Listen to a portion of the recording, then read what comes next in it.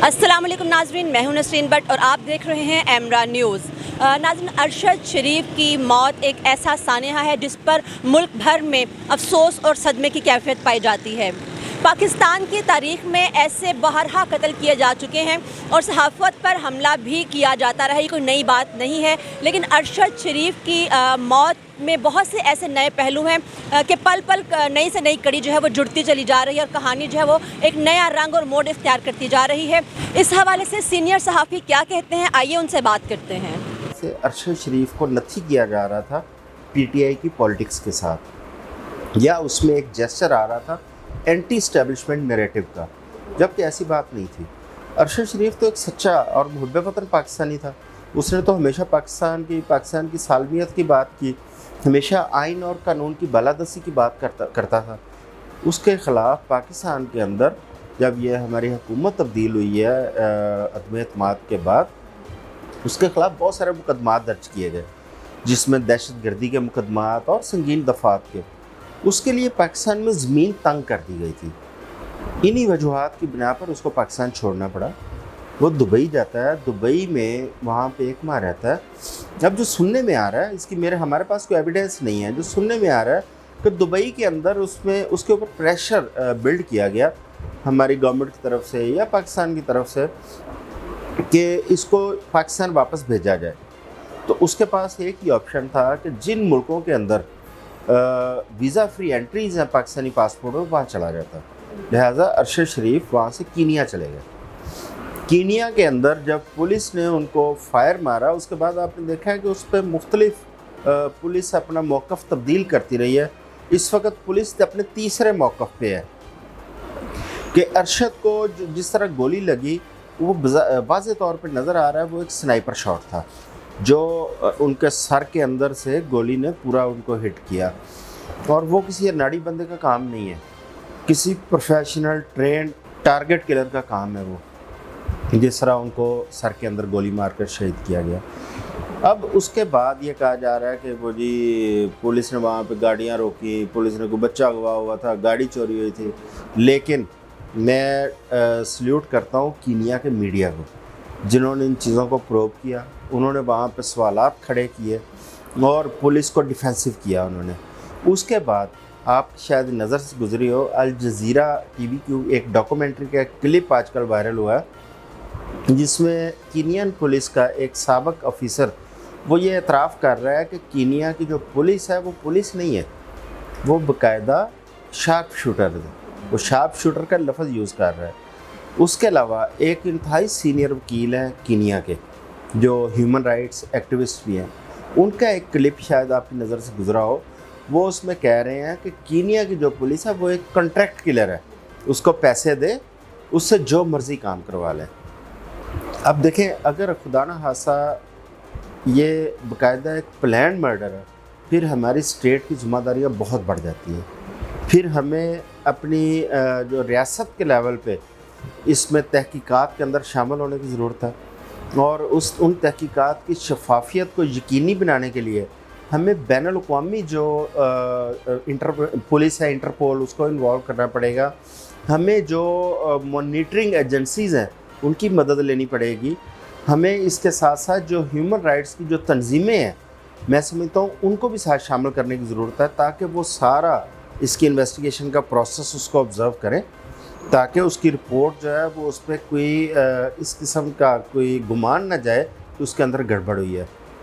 तो लिहाजा अगर हमारी स्टेट ने इस वक्त ये वाला अपना रोल प्ले ना किया, तो फिर मैं समझूंगा कि हम इस कत्ल को ज़ाया कर देंगे और अरशद के कातलों को और कत्ल के मुहर्रकात को कभी तलाश नहीं कर पाएंगे। अरशद शरीफ एक नामवर हमारे जर्नलिस्ट थे, एंकर थे, और जैसे कि आप जानते हैं कि उन्होंने हमेशा पाकिस्तान के जर्नलिज़म के हवाले से, पाकिस्तान की सहाफ़ती कम्युनिटी के हवाले से बड़ा अहम रोल अदा किया है।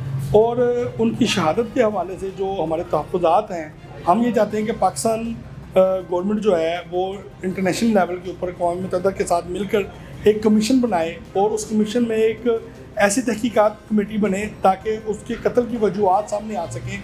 जो आजकल हमारे इदारों के ऊपर इल्ज़ाम लगा रहे हैं या सियासतदानों के ऊपर इल्ज़ाम लग रहे हैं, ताकि वो क्लियर हो सके कि ये वाक़या कैसे पेश आया, क्यों पेश आया और इसके पीछे रीज़न क्या थी। आया कि उनको ہو سکتا ہے کہ ملک دشمن ایجنسی جو وہاں پہ کام کر رہی ہیں کینیا میں انہوں نے ان کو ٹارگٹ کیا ہو تاکہ وہ پاکستان کی بدنامی کا باعث بن سکے.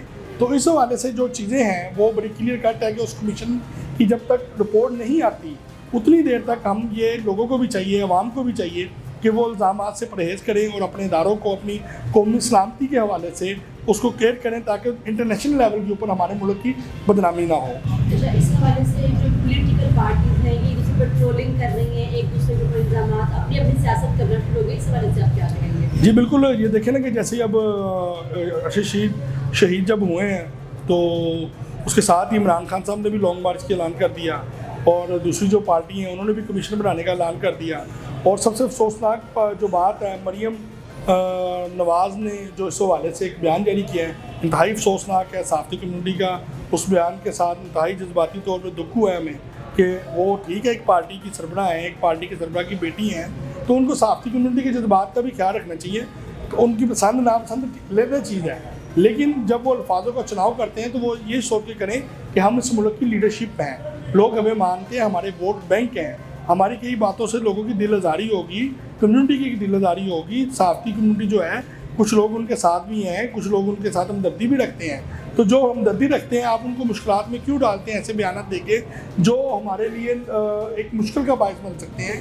اور اس حوالے سے میں کہنا یہ بھی چاہتا ہوں کہ جو پارٹی کے سربراہ ہیں ان کو اپنے جو کارکنان ہیں ان کو کہنا چاہیے کہ آپ اس قتل کو سیاسی رنگ نہ دیں.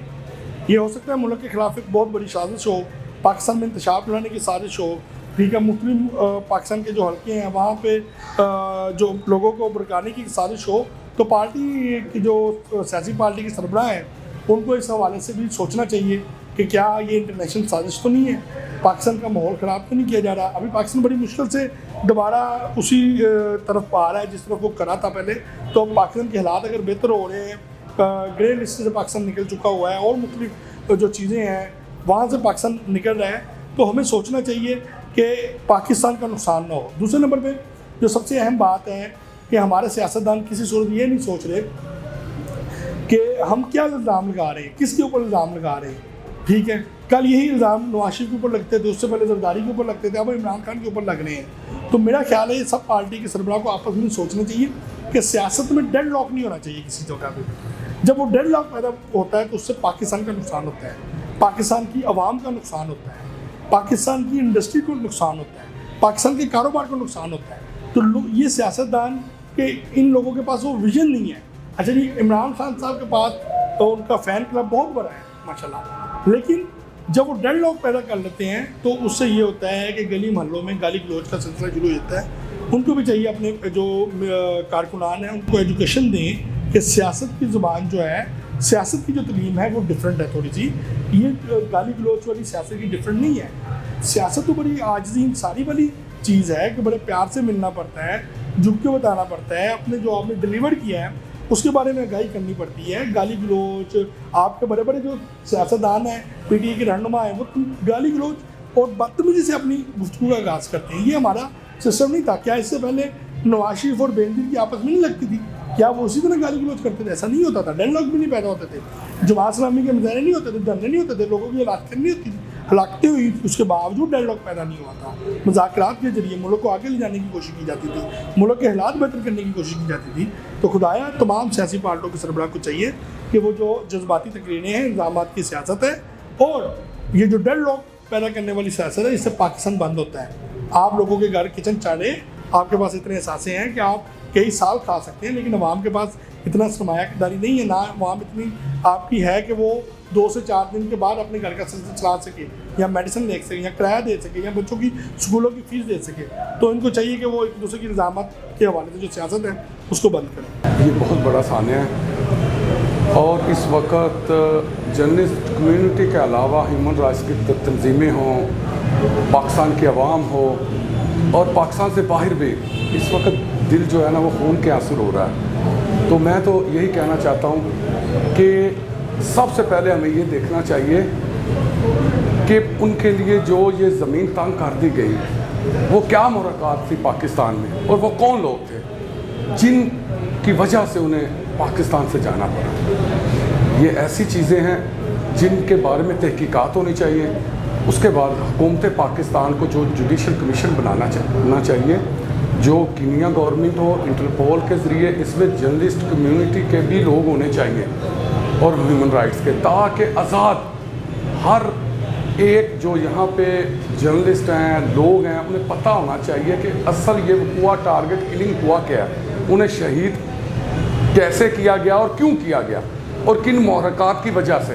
یہ سوال اٹھتا رہے گا جب تک ایک آزاد جوڈیشل کمیشن نہیں بنایا جائے گا اور جب تک انفارمیشن کمیونٹی چاہے وہ جرنلسٹ ہو، ہیومن رائٹس ہو، عام عوام ہو، یہ اوپن نہیں کیا جائے گا تو اس پہ کسی کو بھی اتنی دیر تک اعتماد نہیں ہوگا۔ اور سب سے بڑی بات مجھے جو لگ رہا ہے نا، سب سے بدقسمتی جو ہمارے لیے وہ یہ ہے کہ ارشد شریف اور جتنے ہمارے دوست ہیں جو اس پاکستان میں موجود ہیں، اس وقت دیکھیں جب ان کو یہ شہید کیا گیا اس کے بعد تمام میڈیا بریکنگ نیوز دے رہا ہے، تمام یونینز اس کے حوالے سے ہمدردی کے لیے پریس کلب ہے۔